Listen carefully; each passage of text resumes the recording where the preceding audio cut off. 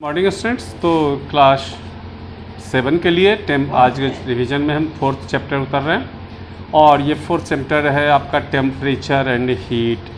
तो भाई टेम्परेचर और हीट के बारे में हम ज़्यादा पढ़ेंगे। ऐसा कि हमारी बॉडी जो है जब हम छू कर देखते हैं तो क्या होता है, हमारी बॉडी गर्म लगती है, पानी को छूते हैं तो क्या लगता है, ठंडा लगता है। तो क्या है ये टेम्परेचर?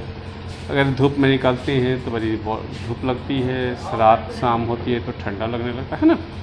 तो ये सब कुछ जो होती है वो टेम्परेचर के कारण होता है।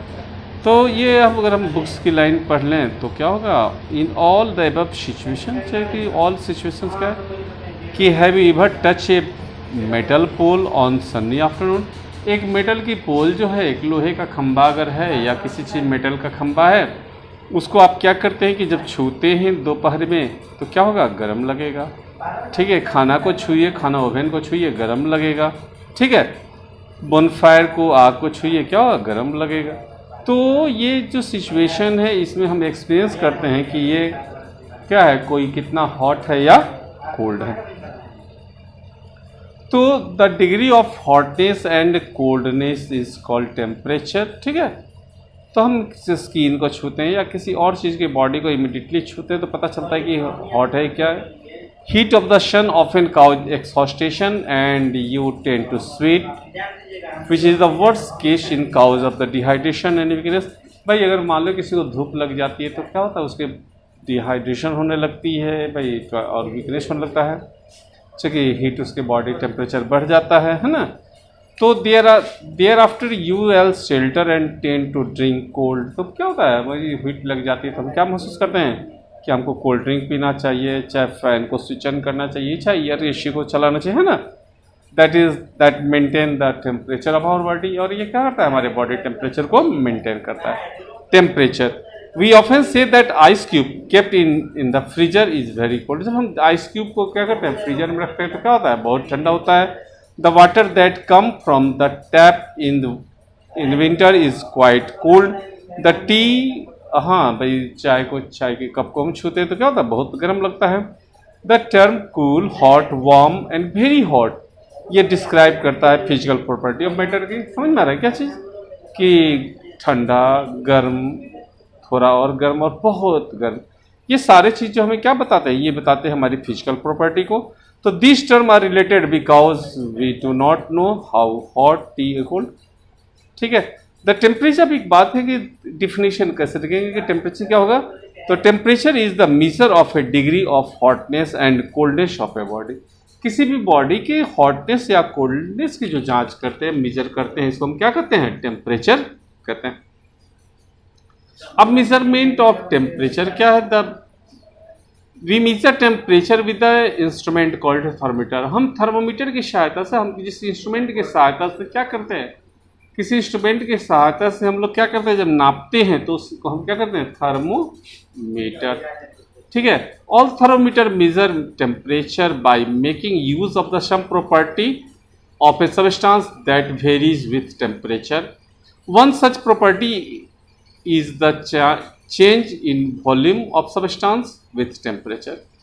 ठीक है, अब टेम्परेचर स्केल अब कैसे, जैसे मान लो कि हम कुछ खरीदने जाते हैं तो बोलते हैं 5 किलो आलू दे दो, या 2 मीटर हमको क्या करो, कपड़ा दे दो। ठीक है, 2 मीटर कपड़ा हाँ सर, हेलो,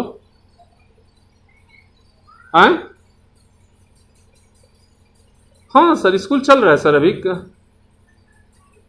हाँ सर, स्कूल चल रहा है। तो बात कर रहे थे हम कि अब कैसे हम कोई चीज़ खरीदने जाते हैं तो क्या होता है कि हॉटनेस या कोल्डनेस, खरीदने जाते हैं तो बोलते हैं ना 5 किलो आलू दे दो, 2 मीटर कपड़ा दे दो। तो टेम्परेचर को भी जब नापते हैं तो उसके लिए 2 स्केल है, सेल्सियस स्केल और फ़ारेनहाइट स्केल। यानी सेल्सियस या फ़ारेनहाइट हम बताते हैं कि कितना टेम्परेचर है, कितना हॉट है या कितना कोल्ड है। तो just as we difference unit of the measure length है ना, we use different unit to measure the temperature. These different unit are represented by different temperature scale. Here is a simplified description to how the temperature scale defined.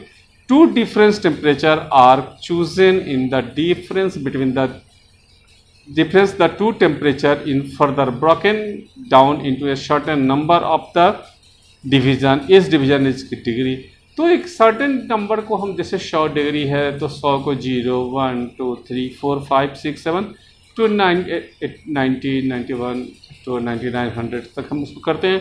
और जब किसी चीज़ को hotness को करते हैं, अगर वहाँ स्केल मेरा पहुँचता है तो हम क्या कहते हैं कि ये इतना डिग्री गर्म है ना।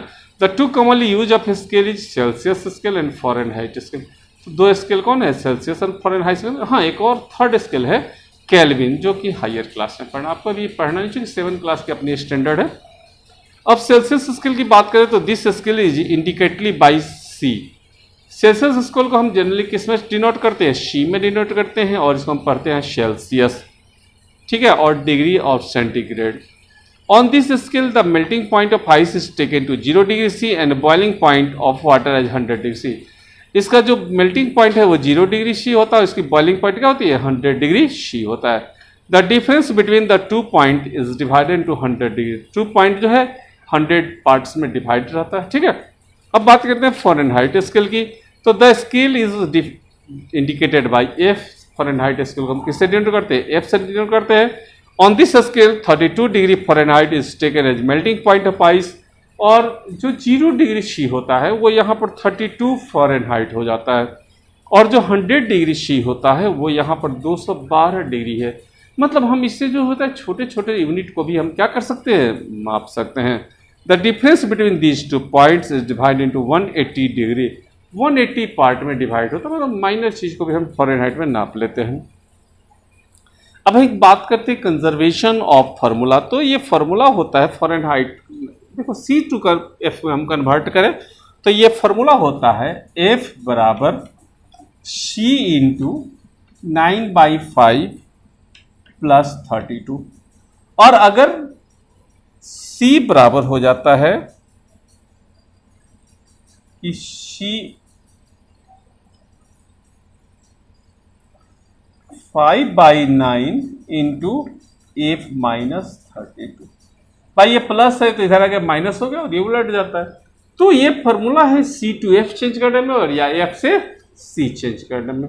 इस फॉर्मूला का हम यूज करते हैं। अब देखो जैसा पहला क्वेश्चन आपके बुक्स में है ना, देखो तो ये पहला है, ये क्वेश्चन बता रहा है कि कन्वर्ट 86 डिग्री फ़ारेनहाइट को सेल्सियस बताइए।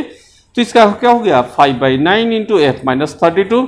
5/9 इंटू 86 में 32 घटा दिए और 5/9/56 काट देंगे तो क्या होगा 30, यानी 30 डिग्री। दूसरा भी है कि the temperature during a hot day in Delhi was 45 degree C।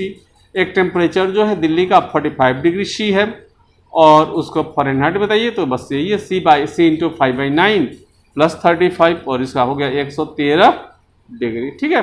तो यूज टाइप ऑफ थर्मोमीटर, तो थर्मोमीटर के जो टाइप्स होते हैं वो दो होते हैं, एक लैबोरेट्रिकल और एक क्लिनिकल। एक मरकरी थर्मोमीटर है और दूसरा अल्कोहल थर्मोमीटर है। तो मरकरी थर्मोमीटर जो होता है उसका यूज़ हम क्लिनिकल करते हैं, ह्यूमन बॉडी के नाप के लिए करते हैं, और अल्कोहल थर्मोमीटर जो होता है उसको लैब में करते हैं, यानी दूसरी किसी चीज़ की टेम्परेचर को, जैसे हॉट वाटर है, मिल्क है, या दूसरे जो गर्म चीज़ें उसका नापने में होता है। Mercury thermometer in 1714 Gabriel Fahrenheit invented the first mercury thermometer. भाई एक ऑब्जेक्टिव के लिए बहुत अच्छा क्वेश्चन है कि 1714 में गैब्रियल फ़ारेनहाइट ने सबसे पहला मरकरी थर्मोमीटर खोजा था। Mercury is use in thermometer because the following. अब एक सवाल करेंगे कि मरकरी ही क्यों यूज़ किया गया, दूसरे कुछ चीज़ें यूज़ क्यों नहीं हुआ। तो मरकरी की यूज होने का सबसे मेन कारण है कि मरकरी जो है -38.85 डिग्री C पर क्या होता है, मेल्ट करता है, और 356.58 डिग्री फ़ारेनहाइट C पर क्या होता है, बॉयल होता है। It's relative easy to see because it is silvery grey colour. इसकी जो कलर सिल्वरी ग्रे कलर की होती है, इसलिए ये इजी से हम आप देख सकते हैं। It does not stick to glass, ये ग्लास में चिपकता नहीं है। It is fairly uniform rate expansion wide range of temperature. जब काफ़ी टेम्परेचर होता है तो ये धीरे धीरे क्या होता है, एक्सपेंड करता है। अब हम बात करें थोड़ा अल्कोहल थर्मोमीटर की। तो थर्मोमीटर में जो अल्कोहल यूज किया जाता है इसको कहते हैं अल्कोहल थर्मोमीटर, ठीक है। और alcohol is cheaper than cheaper and less harmful than mercury. Alcohol जो है चीपर भी है और थोड़ा कम हानिकारक है। Alcohol thermometer can major with lower temperature, -115 degree को भी हम क्या करते हैं, मेजर कर सकते हैं। When the main disadvantage alcohol thermometer cannot measure temperature in higher 78 degree. एक सबसे बड़ी बात है कि 78 डिग्री से ज़्यादा हम टेम्परेचर को इसको मेजर नहीं कर सकते हैं। Whether mercury thermometer can measure higher temperature, लेकिन मरकरी वाले से हम क्या होते हैं, हायर टेम्परेचर कर सकते हैं। बस आज के लिए इतना ही, थैंक यू।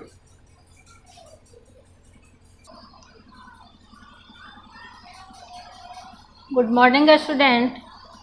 आज क्लास 7th को लेसन 9 का ऑब्जेक्टिव क्वेश्चन जो है आप लोग मिला लीजिए। लेसन 9 का ऑब्जेक्टिव क्वेश्चन, तो ऑब्जेक्टिव क्वेश्चन में सबसे पहले है एमसीक्यू का क्वेश्चन। क में देखिए क्वेश्चन नंबर 1 में है कि भारतीय राष्ट्र ध्वज के वर्तमान रूप को कब स्वीकार किया गया। तो इसमें ऑप्शन नंबर 1 में है 14 अगस्त 1947 को, 2 में है 22 जुलाई 1947 को और 3 में है 22 जुलाई 1931 को। तो आपका जो 1 नंबर का ऑप्शन है वो सही है, यानी 14 अगस्त 1947।